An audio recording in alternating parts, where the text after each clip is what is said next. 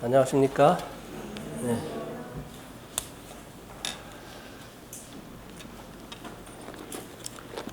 그냥 나의 기쁨이 되시는 주님으로 기뻐하면 항상 기뻐할 수 있는데 오늘은 더 기쁘네요.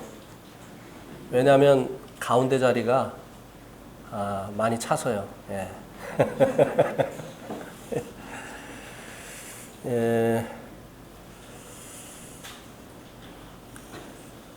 오늘 말씀은 이사야서 14장 1절에서 11절까지 일단 읽겠습니다. 다 할 수 있을지는 모르겠습니다만 이사야서 14장 1절에서 11절까지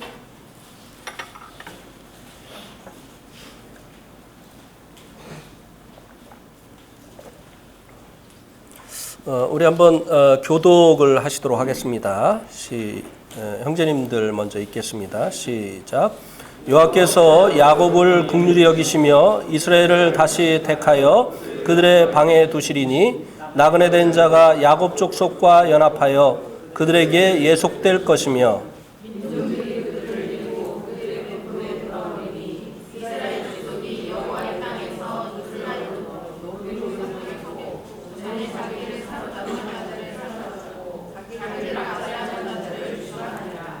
여호와께서 너를 슬픔과 곤고와 및 내가 수고하는 고역에서 놓으시고 안식을 주시는 그날에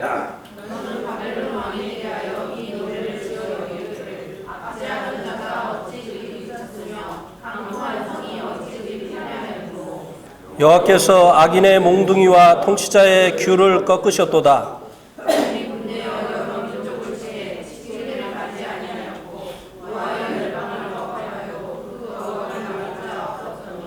이제는 온 땅이 조용하고 평안하니 무리가 소리 높여 노래하는도다.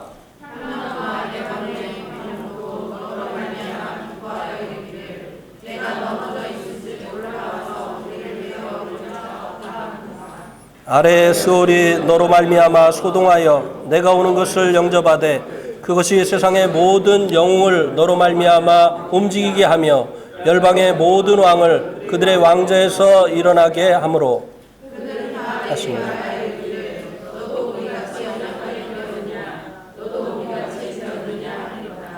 내 영화가 수월에 떨어졌으며 내 비파 소리까지로다.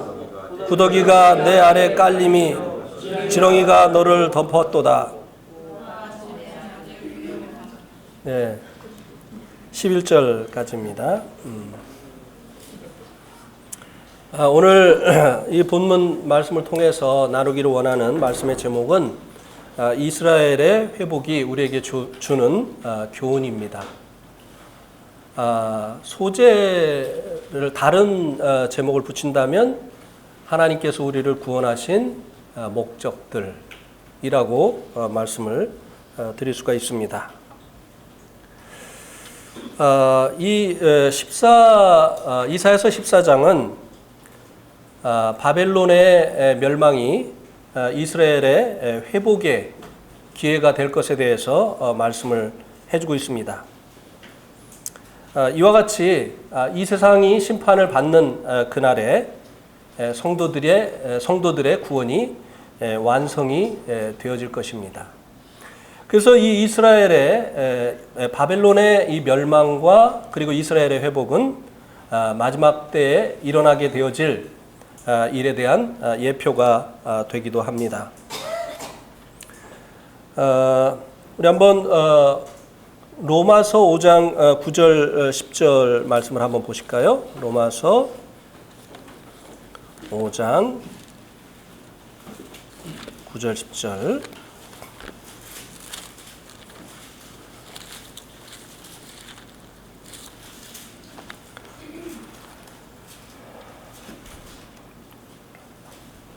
그러면 이제 우리가 그의 피로 말미암아 의롭다 하심을 받았으니 더욱 그로 말미암아 진노하심에서 구원을 받을 것이니 곧 우리가 원수되었을 때 그의 아들의 죽으심으로 말미암아 하나님과 화목하게 되었은즉 화목하게 된 자로서는 더욱 그의 사르심으로 말미암아 구원을 받을 것이니라. 예. 세상의 진노가 하나님의 진노가 임하는 그때에 하나님께서 그의 피로 말미암아 의롭다함을 얻은 이 성도들을 구원을 하실 것이다. 그 진노하심으로부터 구원을 하실 것이다 라고 말씀을 해주고 있습니다. 특별히 이제 이 구원은 하나님의 진노로부터의 구원일 뿐만 아니라 우리들의 마지막 남은 구원인 몸의 구원이 되어질 것입니다. 우리의 영혼은 구원받았지만 아직 이 몸은 구원받지 못했습니다. 그래서 이 몸은 죽음의 지배를 받고 있죠. 그래서 언젠가는 이 몸은 썩어짐의 종노릇을 하게 되어지는 것을 죽음으로 나타내 보여줄 것입니다.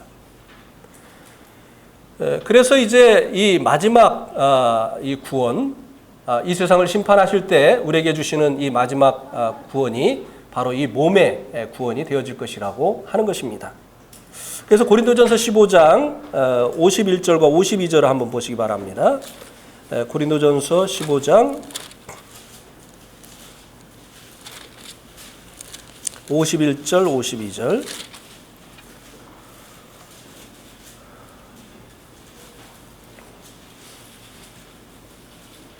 보라 내가 너에게 비밀을 말하노니 우리가 다 잠잘 것이 아니요 마지막 나팔의 순식간에 홀연히 다 변화되리니 나팔 소리가 나매 죽은 자들이 썩지 아니할 것으로 다시 살아나고 우리도 변화되리라. 마지막 이제 이 나팔 소리, 이 나팔 소리는 이제 우리를 이제 집합하라고 부르시는 주님께서 오시니까 공중으로 집합하라고 부르시는 이 나팔 소리이죠. 그래서 이 주님께서 오시게 될 때 여기 호련이라고 했는데 이 호련이라는 이 말은 눈 깜빡할 사이 순식간에 우리가 우리의 몸이 변화되어질 것이라고 말씀해 주고 있습니다. 이 몸은 썩을 몸이죠. 죽을 몸입니다. 그러나 주님 오시는 날에 이제 받게 되어질 그 몸은 죽음을 이기는 몸, 죽지 아니할 몸, 영원한 몸, 새하늘과 새 땅에 합당한 그 몸으로 변화가 되어질 것이라고 하는 것입니다. 그래서 이 바벨론의 이 멸망이 이스라엘의 회복이 되어진 것처럼 이 세상에 대한 심판의 날이 성도들의 구원이 완성이 되어질 날이 되기도 한다고 하는 것입니다. 그런 관점에서 이사야서 14장 1절에서 11절까지의 말씀을 살펴보려고 합니다. 1절, 2절 말씀에 보면 이스라엘이 고토로 돌아오게 될 것에 대해서 말씀을 해주고 있습니다. 아시리아에게 북이스라엘이 멸망을 당했죠. 그리고 이제 유다는 바벨론에 의해서 포로로 잡혀갔습니다. 그런데 그들이 이제 다시 회복될 것에 대해서 1절 말씀에서 말씀을 해주고 있습니다. 13장에서 이사야서 13장에서 이 바벨론의 멸망이 메대에 의해서 될 것에 대해서 말씀해 주고 있습니다. 이 메대는 메디아라고 하는 그 왕국을 세웠던 지금의 이란의 북서부에 살고 있는 그 족속들을 이야기하는데요. 지금은 이제 이란에 이제 합병이 됐죠. 그래서 이제 지금은 뭐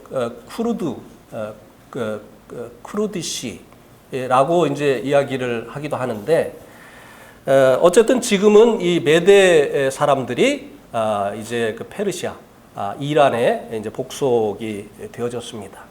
근데 하나님께서 이 바벨론을 멸망하게 하는 그 도구로 이 메대 사람들을 사용할 것이다라고 13장에서 말씀을 해주고 있죠.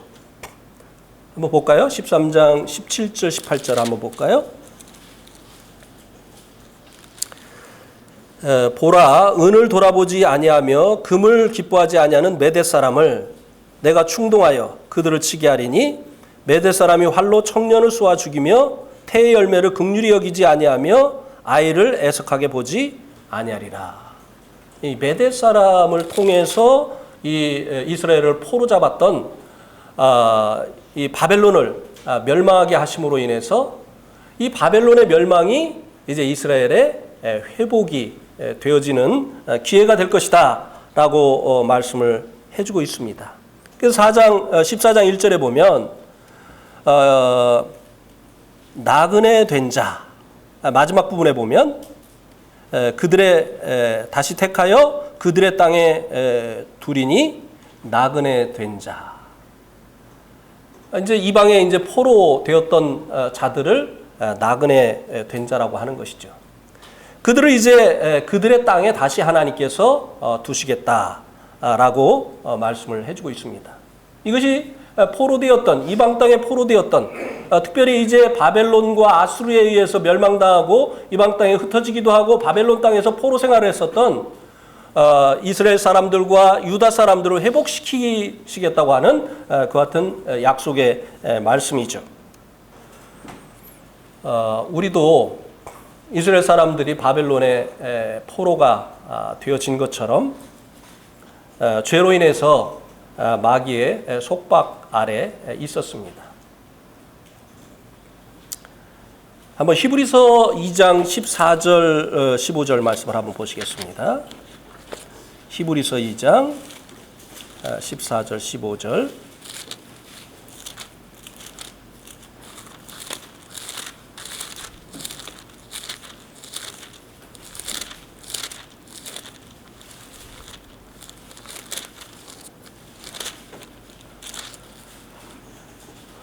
자녀들은 혈과 육에 속하였음에 그도 또한 같은 모양으로 혈과 육을 함께 지니심은 죽음을 통해서 죽음의 세력 잡은 자 곧 마귀를 멸하시며 또 죽기를 무서워함으로 일생에 매여 종노릇하는 모든 자들을 놓아주려 하심이라.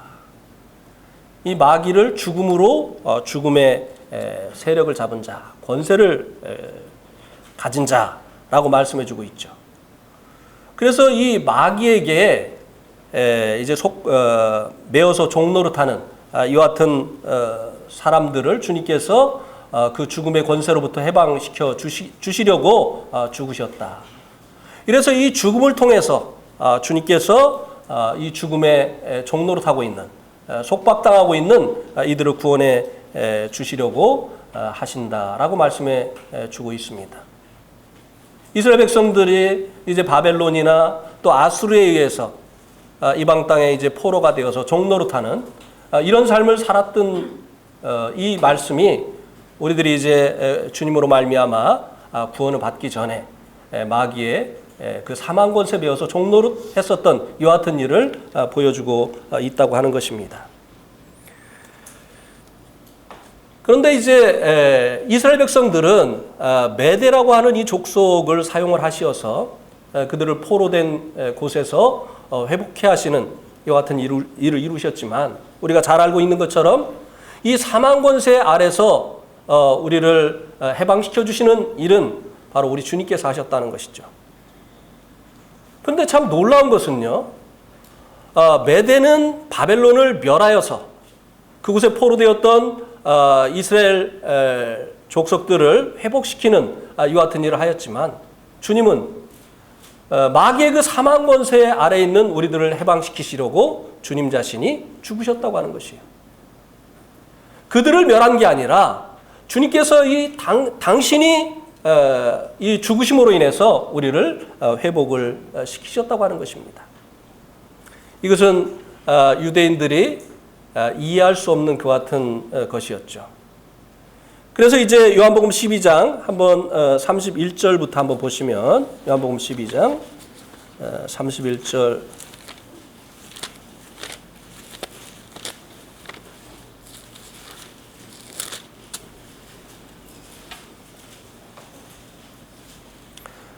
요한복음 12장 31절부터 33절까지 보면요.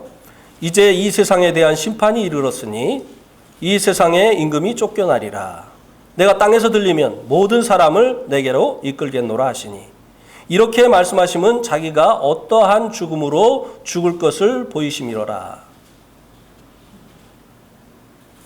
주님께서 당신의 그 죽으심을 통해서 모든 사람을 주님께로 이끌겠다.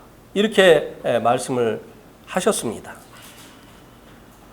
어떻게 대적을 죽이지 않고 자기가 죽음으로 인해서 그 대적에 포로되어진 자들을 자기에게로 이끌 수 있겠느냐고 하는 것이죠.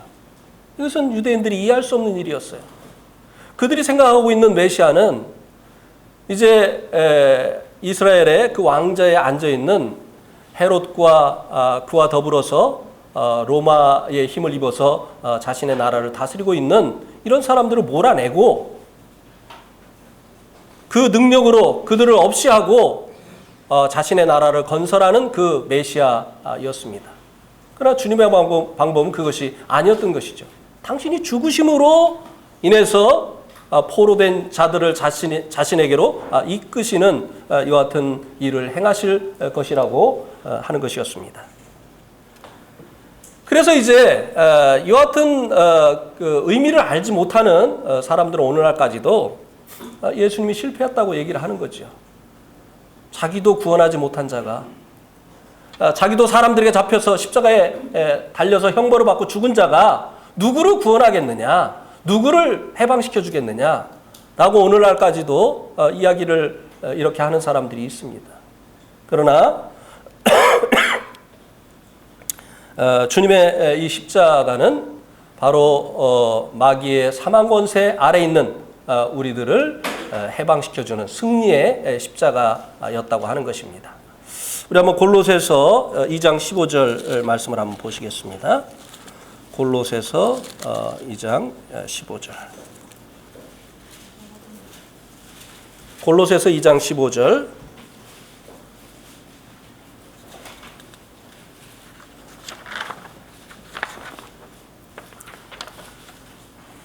같이 한번 읽겠습니다. 골로새서 2장 15절 시작. 통치자들과 권세들을 무력화하여 드러내고 구경거리로 삼으시고 십자가로 그들을 이기셨느니라. 여기에 말하고 있는 통치자들과 권세들은 악한 영들을 얘기하는 것이죠. 주님께서는 십자가에서 이 악한 영들과의 싸움을 싸우신 것입니다.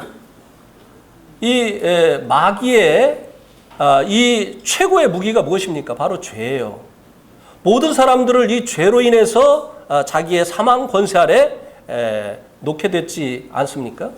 아무도 죄를 이길 수가 없어서 죄를 짐으로 인해서 범죄하는 자들은 마귀에게 속한다고 했어요. 그러나 우리 주님께서는 이 마귀와의 싸움에서 죽기까지 순종하심으로 인해서 이 마귀와의 싸움에서 십자가로 인해서 승리하신 것입니다.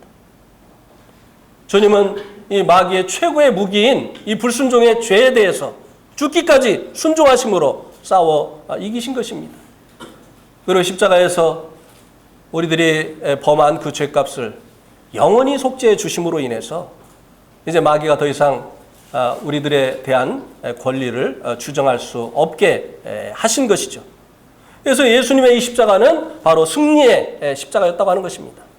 메대 사람들을 통해서 바벨론을 멸하시고 그들에게 포로가 되어졌던 이스라엘 백성들을 회복시키신 것처럼 예수 그리스도의 이 십자가를 통해서 이제 마귀에게 포로가 되어졌던 우리들을 이제 구원하시는 이와 같은 일을 하나님께서 이루셨다고 하는 것입니다. 이제 이들을 이제 메대를 통해서 바벨론으로부터 건져내신 후에 하신 일을 살펴보겠습니다. 14장 1절, 이사야서 14장 1절에 보면 나그네 된 자가 야곱 족속과 연합하여 그 앞에 그들의 땅에 두시려고. 이제 이방 땅에 포로되어 갔으니까 이제 자기 땅으로 돌아와야 되잖아요. 하나님의 계획이 이것이었다고 하는 것입니다. 자기 땅으로 다시 돌아오는 것. 그 다음에 나그네 된 자가, 이방 땅에 포로되었던 자가 야곱 족속과 연합하여 그들에게 예속될 것이다. 그 땅에 남아 있었던 이스라엘의 남은 자들과 돌아온 자들이 연합하게 하시는 이와 같은 일을 하나님께서 이루실 것이라고 말씀해 주고 있습니다. 하나님께서 우리를 구원하신 목적이 여기에 또 나타나 있는 것입니다. 그 전에 한 가지 예화를 말씀을 드리는 것이 이 말씀을 이해하는 데 도움이 되실 것 같습니다. 우리나라 해방 후에 이제 여러 나라의 일본의 이제 통치를 피해서 여러 나라에 흩어졌었던 이와 같은 동포들이 해방 후에도 돌아오지 못한 이들이 있는 것을 우리가 잘 알고 있습니다. 해방이 되어지면 그 다음에 이제 이 고토로 돌아와야 되는 것이죠. 그 돌아오지 못한 사람들이 어떻게 됐습니까? 그 나라 사람들이 되어졌어요. 그들의 조상이 이제 이 대한민국 사람인데도 불구하고 해방이 된 후에 돌아오지 못한 사람들은요, 이제 한국말도 모르고, 그리고 그들의 핏줄이 한국 사람인데도 불구하고 이제 한국 국적이 아닌 자기가 살고 있는 나라의 국적을 가진 외국 사람이 되어버렸습니다.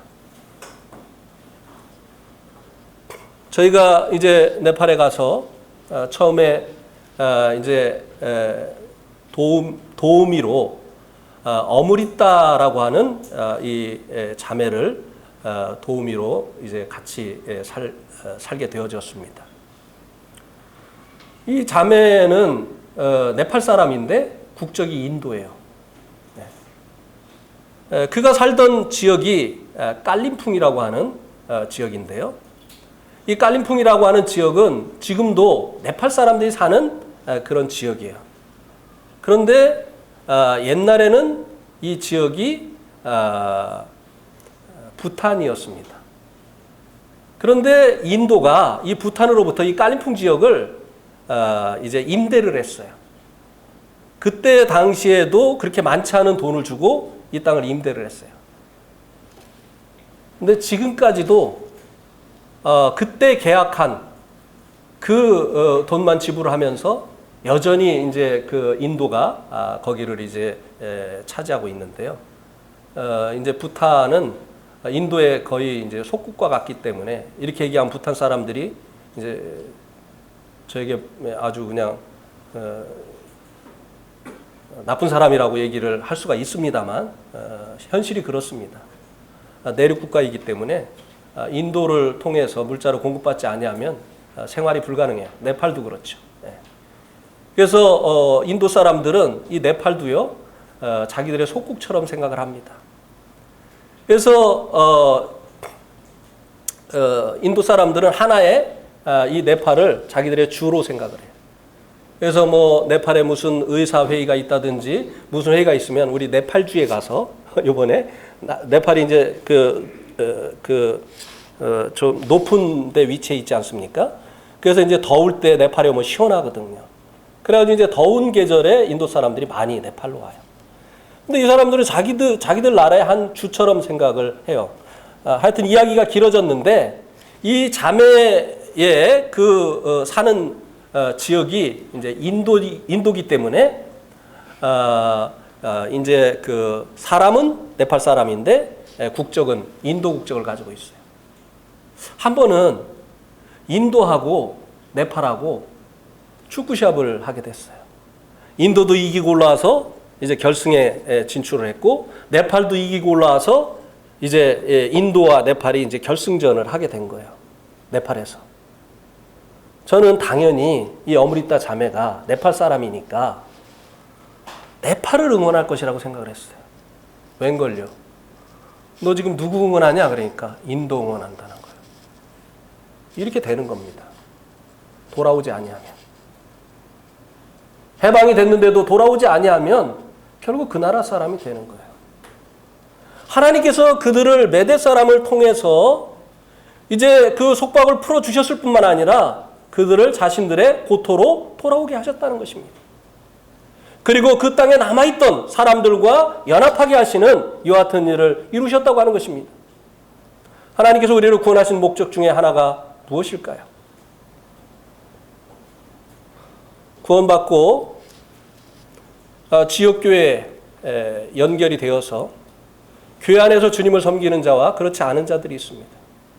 구원을 받았지만 이 하나님께서 먼저 구원하신 이 사람들로 이루어진 이 교회 가운데 이제 가입이 되어서 여기서 이제 주님을 배우고 주님을 섬기는 이와 같은 이들이 있고, 구원을 받았지만 교회와 연합되지 않은 상태에 있는 그 같은 사람들이 있습니다.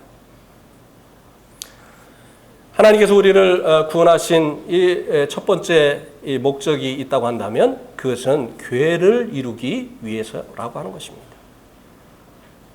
우리 한번 에베소서 3장 6절 말씀을 한번 보시기 바랍니다. 에베소서 3장 6절.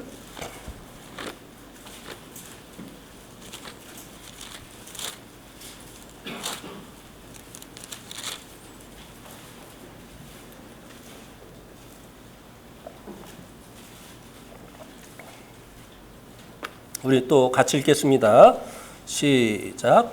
이는 이방인들이 복음으로 말미암아 그리스도 예수 안에서 함께 상속자가 되고 함께 지체가 되고 함께 약속에 참여하는 자가 됨이라.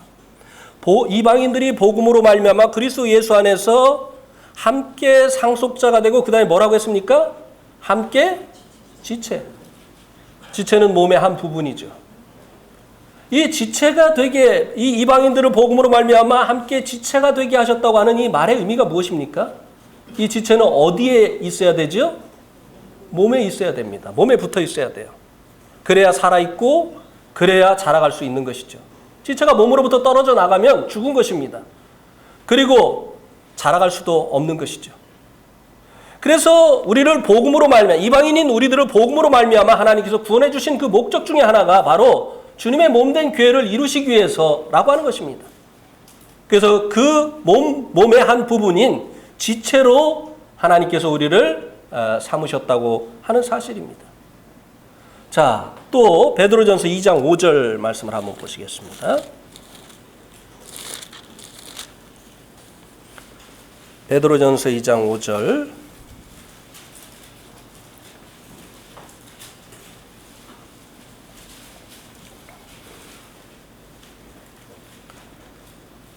같이 또 읽겠습니다. 시작. 너희도 산돌같이 신령한 집으로 세워지고 예수 그리스도로 말미암아 하나님이 기쁘시게 받으실 신령한 제사를 드릴 거룩한 제사장이 될지니라. 너희는 산돌같이 무엇으로 세워지라고요? 신령한 집으로 세워지고. 자, 벽돌 공장에서 벽돌을 찍어냅니다. 그 목적이 무엇이죠? 그 벽돌 하나하나를 쌓아서 건물을 지으려고 하는 거잖아요. 집을 지으려고 하는 거잖아요. 하나님께서 우리를 구원하셨는데 우리가 바로 신령한 집을 지을 산돌들이다, 이렇게 말씀해주고 있습니다. 벽돌을 만들어서 집을 짓지 않고 그 벽돌을 쌓아놓으면 그것은 무더기에 불과한 거예요. 벽돌을 만든 의미가 없게 되어지는 것입니다. 벽돌을 지은 것은 집을 짓기 위해서요. 건물을 짓기 위해서요. 하나님께서 우리를 왜 구원하셨느냐? 바로 하나님의 집인 이 교회를, 성전을 건축하기 위해서라고 하는 것입니다. 근데 이 교회는요, 신령한 집이고 산돌들로 이루어진 살아있는 건물이에요. 살아있는 건물. 그래서 이 교회는요, 성장합니다. 그래서 이 지체들이 성장하기 위해서는요, 교회에 붙어 있어야 돼요. 네. 주님을 아는 것과 믿는 것에 있어서 하나가 되어서 자라가기 위해서는요, 교회 가운데 붙어 있어야 됩니다. 보세요. 교회 생활을 잘하는 사람과 그렇지 않은 사람의 그 신앙을 한번 비교해 보시라고 하는 것입니다. 많이 차이가 납니다. 이 독불 장군들 신앙이 자라가질 않아요. 다듬어지질 않습니다. 네. 주님의 그 겸손을 배우고 온유를 배우고 인내를 배우고 절제를 배우고 이렇게 해야 될 대상들이 교회 안에 있는 것이에요. 사랑을 배우고 화평을 배우고 해야 될 그 대상들이 교회 안에 있는 것입니다. 혼자서 어떻게 겸손을 배우고 혼자서 어떻게 인내하는 것을 배우고 혼자서 어떻게 사랑을 배울 수 있겠느냐고 하는 것이에요. 하나님께서 이 교회 안에 우리들을 두시기를 원하시어서 하나님께서 우리를 구원하셨다고 하는 것입니다. 구원받은 사람들이 여기저기 있다고 해서 그게 교회가 아니에요. 벽돌들이 여기저기 널려 있다고 해서 그게 집이 아닌 것처럼, 돌들이 여기저기 있다고 해서 그게 집이 아닌 것처럼 구원받은 사람들이 어느 지역에 있다고 해서 그게 교회가 아닙니다. 교회는요, 주님의 이름으로 모여야 되는 것이에요. 모이지 않는 교회는 교회가 아닙니다. 마태복음 18장 20절을 한번 보시기 바랍니다. 마태복음 18장 20절.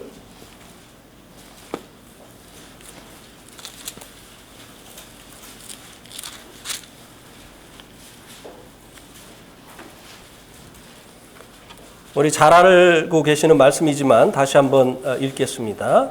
시작. 두세 사람이 내 이름으로 모인 곳에는 나도 그들 중에 있느니라.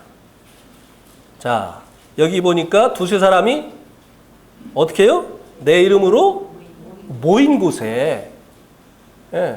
그냥 성도들이 있다고 교회가 아니에요. 두세 사람이 내 이름으로 모인 곳에 나도 그들 중에 있겠다고 했어요.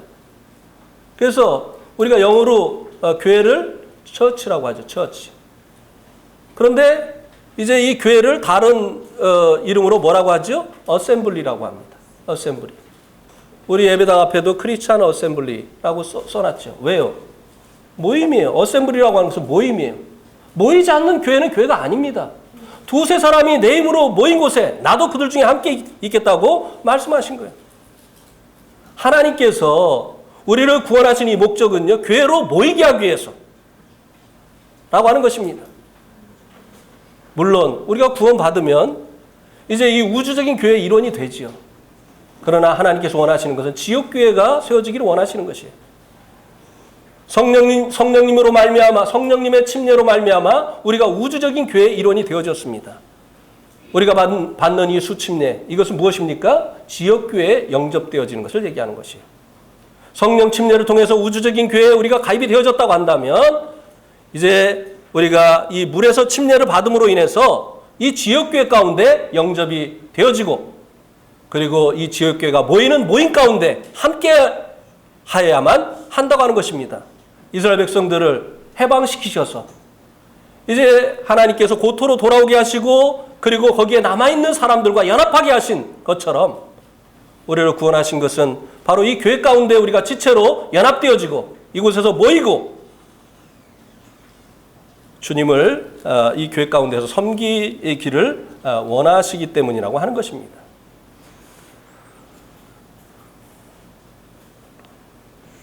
그 다음에 이제 2절 말씀에 보면 이사야서 14장 2절 말씀에 보면 이스라엘 백성들의 이 고토로 돌아온 이스라엘 백성들의 처지가 전과 다르게 변화되어질 것이라고 하는 것을 말씀해 주고 있습니다. 민족들이 그들을 데리고 그들의 본토에 돌아오리니 이스라엘 족속이 여호와의 땅에서 그들을 얻어 노비로 삼겠고 전에 자기를 사로잡던 자를 사로잡고 자기를 압제하던 자들을 주관하리라. 물론 이 뒷부분에 자기를 사로잡던 자들을 사로잡고 자기를 압제하던 자들을 주관하리라. 이것은 조금 미래에 이제 성취가 되어졌죠. 6.1 전쟁 때 이스라엘이 승리를 하지 않았습니까? 이 아랍 국가들이 연합을 해서 이 조그만 이스라엘을 공격을 했지만 이 전쟁은 이스라엘의 승리로 끝났습니다. 이스라엘의 이 승리로 끝난 다음에 자기들을 포로로 삼던 애굽의 시나이 반도를 어떻게 했어요? 이스라엘이 차지했어요. 물론 지금은 반환을 해주었습니다만 자기들을 종삼던 그들을 오히려 다스리게 되어지는 이런 일들이 실제적으로 일어나게 되어진 거죠. 그 다음에 그 당시에는 이제 아람이었죠. 시리아가. 이 시리아가 옛날에는 얼마나 강력한 나라를 이루면서 이스라엘을 괴롭혔습니까? 그런데 이 6.1 전쟁을 통해서 시리아의 골란 고원을 빼앗았죠. 시리아가 이 골란 고원을 계속 지금 되돌려 달라고 합니다. 왜? 굉장히 비옥한 땅이거든요. 근데 이스라엘이 골란 고원은 곤란하다. 이래서 아직까지 안 돌려주고 있습니다. 그래도 어떻게 할 수가 없어요. 그 다음에 동예루살렘을 비롯해서 이 웨스트뱅크라고 하는 이 지역이 다 요르단 땅이었습니다. 모압, 암몬 족속들의 땅. 그런데 이 6.1 전쟁을 통해서 여기를 다 이스라엘이 다 회복한 거 아닙니까? 이 예언이 성취가 되어진 것입니다. 전에 자기를 포로 삼고 이제 종 삼던 자들을 오히려 이제는 자신들의 그 수종으로 두게 되어지는, 그들을 이제 통치하게 되어지는 이런 일들이 일어나게 되어질 것이라고 하는 이 예언이 앞으로도 이루어지겠죠. 지금 이루어진 것입니다. 이제 고토로 돌아온 그들의 처지가 이렇게 변화가 되어졌다고 하는 것이죠. 우리가 구원받은 이후에 우리가 이제 주님의 그 피로 죄사함을 받았을 뿐만 아니라 디도서 3장 5절에 보면 성령의 뭐라고 했습니까? 새롭게 하심이라고 했어요. 우리가 전과 다른 변화가 일어나게 되어지는 것이에요. 구원받았는데 전과 똑같다? 이상한 것입니다. 이스라엘 백성들이 전에는 이제 종노릇하던 그 같은 자들을 자신들의 그 수종으로 두게 되어진 이런 변화가 일어나게 되어진 것처럼 이제 성령님으로 말미암는 새로운 변화가 일어나게 되어진다고 하는 것입니다. 우리 한번 로마서 5장 20절을 한번 보시겠습니다. 로마서 5장 20절.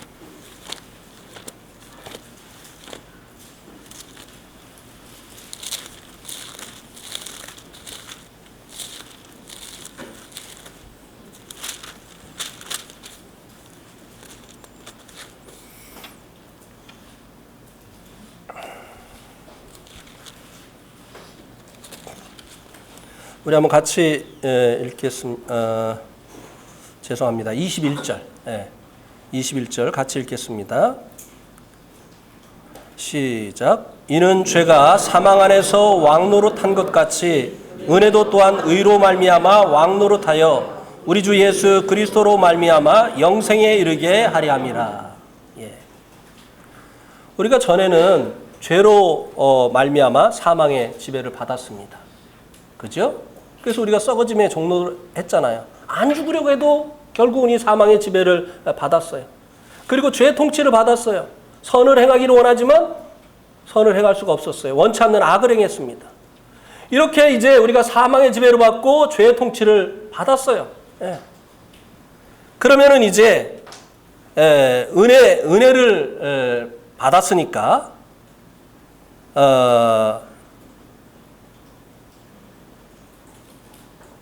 이제 어떤 은혜를 받은 후에 어떤 변화가 일어났습니까? 은혜도 또한 의로 말미암아 왕노릇하여. 의로 말미암아 왕노릇하여.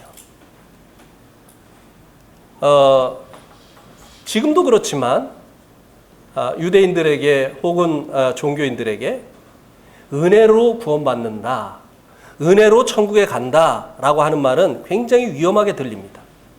이거는 사람들을 방종하게 하는 거다. 이거는 죄를 조장하는 것이다. 사람이 천국 가기 위해서 아무것도 안 해도 된다면, 도덕적인 삶을 살지 않아도 된다면 사람들이 막 살지 않겠느냐. 이거 위험한 것이다 라고 하는 것입니다. 그런데 여기 이 말씀 뭐라고 말씀해 주고 있습니까? 우리가 이제 은혜로 말미암아 구원을 받잖아요. 은혜도 또한 의로 말미암아 왕노릇한다는 거예요. 은혜로 구원받으면 사람들이 방종해서 막 죄를 짓는 게 아니라 이 은혜는 이제 우리들의 삶을 의가 왕노릇하도록 만들어 준다고 하는 것입니다. 이 은혜는 우리의 삶 가운데서 의가 열매 맺도록 하는 이 같은 놀라운 변화를 가지고 온다고 하는 것입니다. 왜요? 구원은요, 중생의 씻음만이 아니에요. 성령의 새롭게 하십니다. 우리가 주님을 믿게 되어질 때 주님의 그 피로 말미암아 우리의 죄가 사함받을 뿐만 아니라 성령님께서 우리 안에 찾아오셔서 우리를 새롭게 하시는 이 같은 일들을 이루신다고 하는 것입니다. 네. 성령님을 우리 안에 부어주신 이것이 하나님의 크고 놀라운 은혜지요. 그래서 이제 우리의 삶 가운데 죄에게 종노릇하던 우리의 삶 가운데 의가 왕노릇하게 되어지는, 의의 열매가 맺혀지는 이와 같은 놀라운 일들이 일어나게 되어진다고 하는 것입니다. 예. 전에 다스리던 그 죄가 우리를 더 이상 다스릴 수 없게 되어지는 이런 일들이 일어나게 되어진다는 것이에요. 이것이 이제 로마서 8장 2절 말씀 아닙니까? 죄와 사망의 법에서 생명의 성령의 법으로 우리를 어떻게 했다고요? 해방시키신다는 거예요. 네. 우리를 자신이 원하는 대로 끌고 가던 이 죄로부터, 힘써도 안 되고 참아도 안 되고 울어도 안 되던 이 죄의 속박으로부터 생명의 성령의 법으로 말미암아 자유케 되어지는, 해방되어지는 이와 같은 일들이 일어나게 되어진다고 하는 것입니다. 이런 변화가 일어나게 되어지는 것이죠. 네.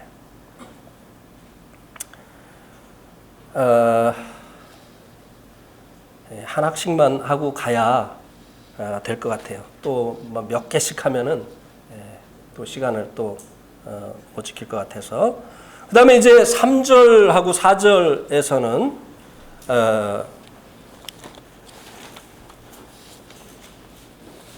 구원받은 이스라엘이 부르는 노래에 대해서 말씀해 주고 있습니다. 3절에서 5절까지죠. 구원받은 이스라엘이 부르는 노래.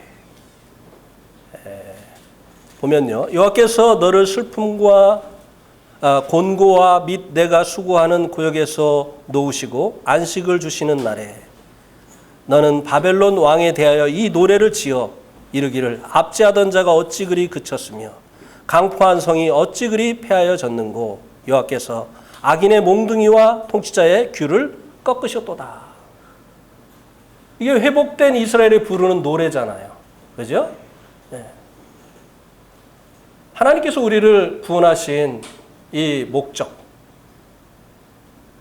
수고하고 그 무거운 짐을 지고 곤고한 가운데 있던 우리들에게 이제 참된 안식을 주신, 이 구원을 주신 그 목적, 그것이 또 무엇이라고 이 말씀이 우리들에게 가르쳐주고 있습니까? 하나님을 찬양하는 것이에요. 하나님 예배하는 것입니다. 네.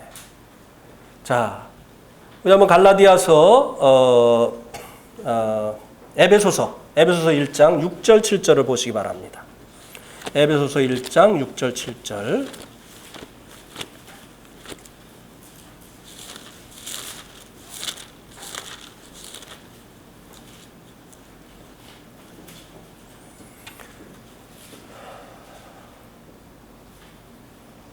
또 같이 읽겠습니다. 시작. 이는 그가 사랑하는 자 안에서 우리에게 거저 주시는 바 그의 은혜의 영광을 찬송하게 하려는 것이라. 우리는 그리스도 안에서 그의 은혜의 풍성함을 따라 그의 피로 말미암아 속량 곧 죄사함을 받았으니. 우리가 여기 보니까 그의 사랑하시는 자 안에서 우리에게 거저 주시는 바 그 은혜의 영광을 어떻게 해요? 찬송을 하게 하려 하십니다. 에베소서 1장 6절입니다. 그래서 우리가 그리스도 예수 안에서 은혜의 풍성함을 따라서 그의 피로 말미암아 속량 곧 죄사함을 받았어요. 우리가 죄를 짓고 죄를 보상하기 위해서 이제 제물을 드리고 또 하나님을 위해서 헌신하고 봉사한 그 대가로 인해서 우리들이 죄사함을 얻은 것이 아니라 하나님의 아드님이신 예수님의 그 흘리신 그 보혈을 통해서 우리들의 죄가 값없이 은혜로 사함을 받게 되어졌다고 하는 것입니다. 값이 치러졌기 때문에 사함을 받게 되어졌다고 하는 것입니다. 우리가 이제 믿음으로 말미암아 값없이 의롭다함을 얻었죠. 칭의 구원을 얻었죠. 이렇게 하나님께서 우리를 구원하셨는데 은혜로 그 목적이 뭐라고요? 그 은혜의 영광을 찬미하게 하려 하십니다. 예.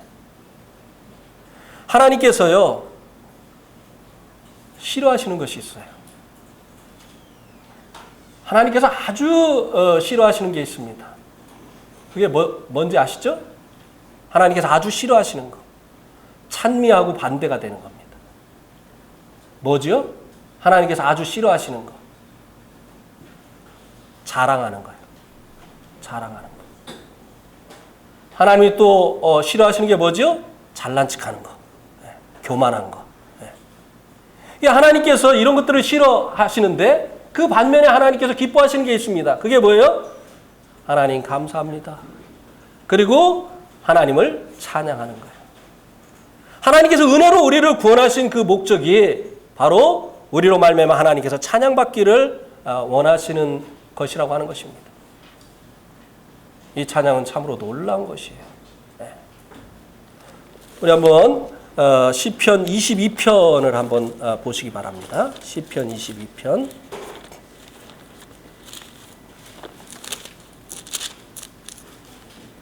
3절. 시편 22편 3절.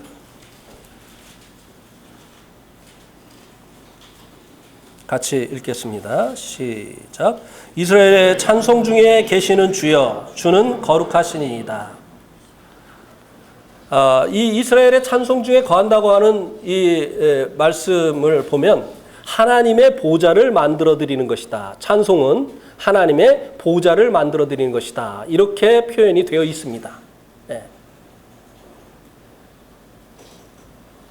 이 말이 무슨 말이죠? 여러분들도 누군가가 여러분을 칭찬을 하면 그 얘기를 듣고 싶습니까? 안 듣고 싶습니까? 여러분들을 비난하고 여러분들을 욕하면 귀 막고 싶죠. 그리고 그 자리에 있고 싶지 않죠. 그런데 여러분을 칭찬을 하면, 여러분을 칭송을 하면 그 자리에 있고 싶죠. 하나님도 그러시다고 하는 것입니다. 이스라엘의 찬송 중에 임재하신다는. 찬송은 하나님의 임재를 부르는 것이에요. 왜? 하나님 찬송을 기뻐하시는 분이에요. 하나님도 감정이 있으세요. 네, 기뻐하시고 때로는 진노하시고. 하나님 무엇을 기뻐하시느냐? 하나님 우리들이 하나님을 높일 때, 하나님 칭송할 때, 하나님 찬송할 때 하나님께서 기뻐하신다고 하는 것입니다. 네. 하나님께서 우리를 구원하신 목적 중에 하나가 바로 이것이에요. 네, 찬송하는 것. 우리가 감사함으로, 그리고 이제 찬송함으로 그 문에 들어가고 그 궁정에 들어간다라고 시편 110편에서 말씀해주고 있죠. 우리가 이 땅에서 하나님의 임재 안으로 들어갈 수 있는 방법이라고 하는 것입니다. 우리가 하나님 앞에 감사하게 되어질 때, 하나님 앞에 찬송을 드리게 되어질 때 하나님께서 우리와 함께 하시게 되어진다고 하는 것입니다. 하나님의 임재를 맛볼 수 있게 되어진다고 하는 것입니다. 그런데 때로는 이 찬송을 무슨 예배를 준비하기 위해서 이렇게 이제 부르기도 하고 시간 때우기 위해서. 아니에요. 찬송은요 성경 공부보다 더 중요한 거예요. 이걸 아셔야 돼요. 한 달에 한 번씩 찬양 집회 하니까 이거는 뭐 참석을 해도 되고 안 해도 되고 이게 아니에요. 또 집회 전에 찬송을 하니까 그 시간 끝난 다음에 와도 되는 게 아니에요. 정말 이 찬송이 얼마나 하나님께서 기뻐하시는 것이고 우리를 구원하신 목적 중에 하나라고 하는 이와 같은 사실을 안다고 한다면 그렇게 할 수 없습니다. 그렇게 할 수 없어요.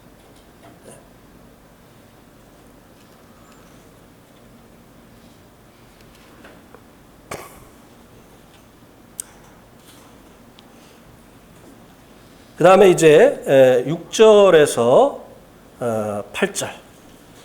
6절에서 8절은 열방이 부르는 노래. 열방이 부르는 노래에 대해서 말씀을 해주고 있습니다.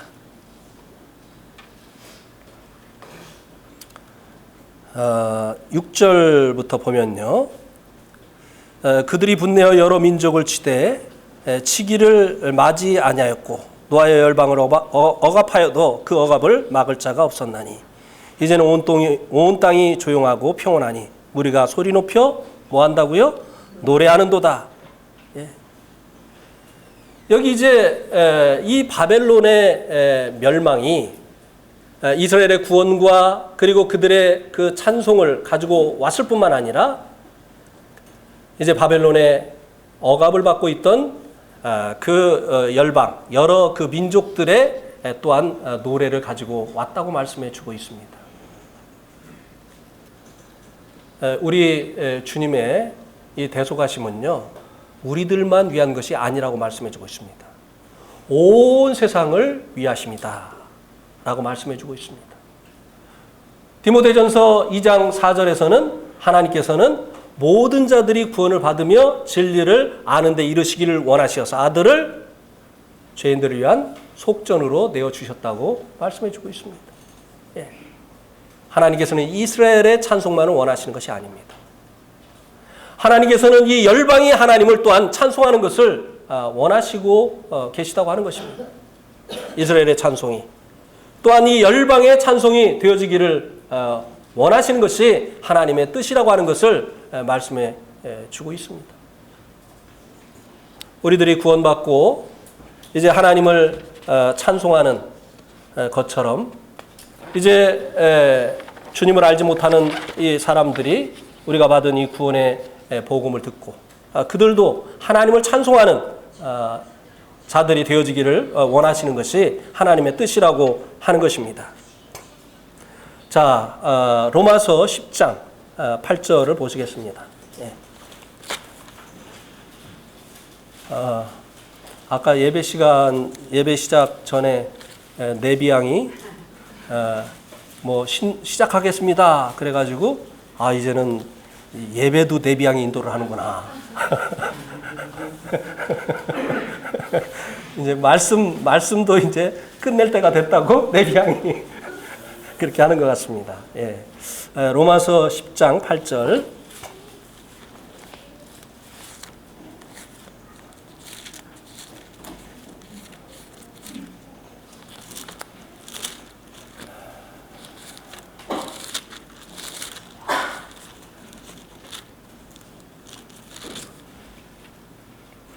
같이 읽겠습니다. 시작.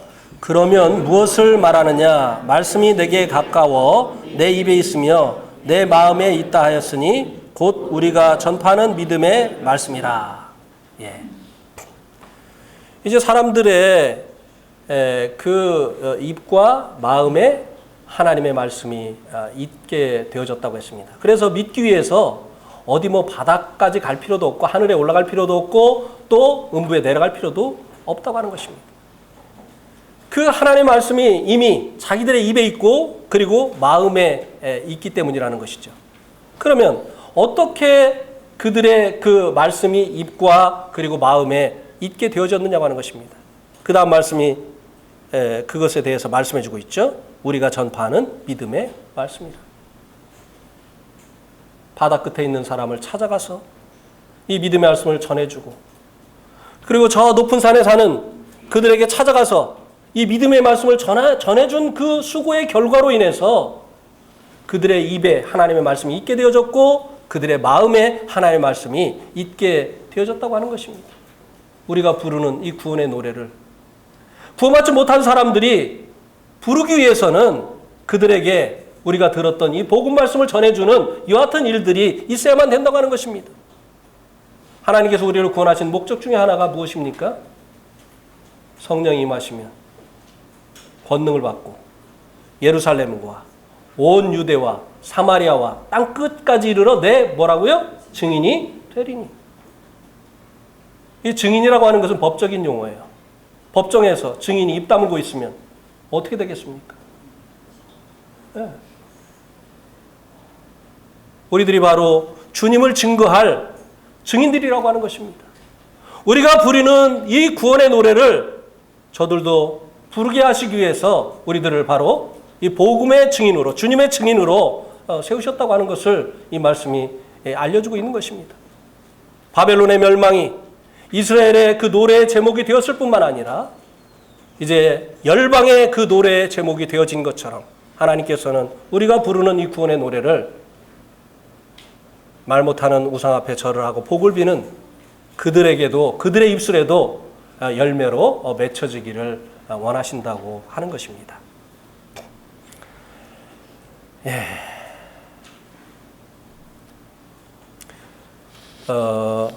전파하는 자가 없이 어찌 듣겠느냐, 이렇게 이제 그 말씀해 주고 있는데요. 14절에 그렇게 말씀해 주고 있죠. 전파하는 자가 없이 어찌 듣겠느냐.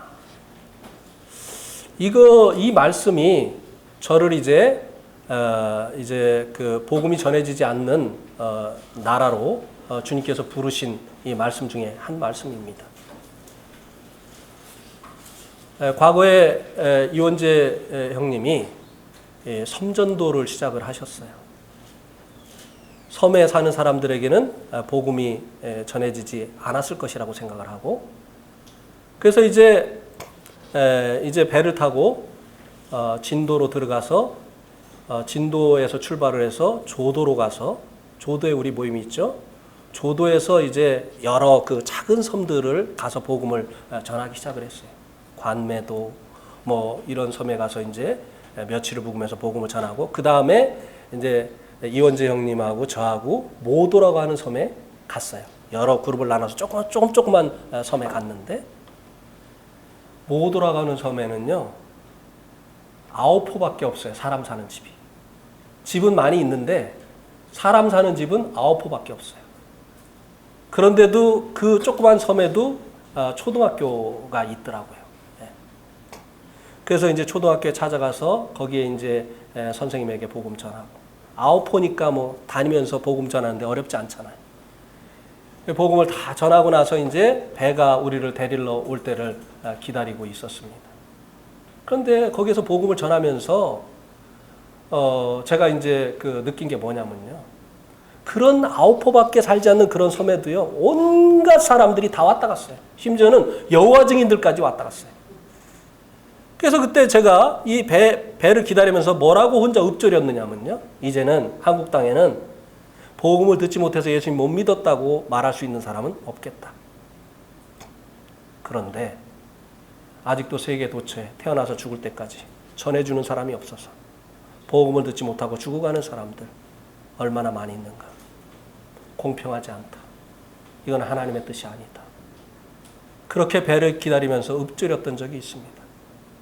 그리고 어느 날 이 네팔은 힌두 왕국이기 때문에 복음을 법적으로 전하지 못하게 한다고 하는 사실을 알았어요. 오히려 복음을 전하지 못하게 하는, 법으로 금하고 있는 나라라고 하는 이야기를 들으면서 제 마음이 불타기 시작했습니다.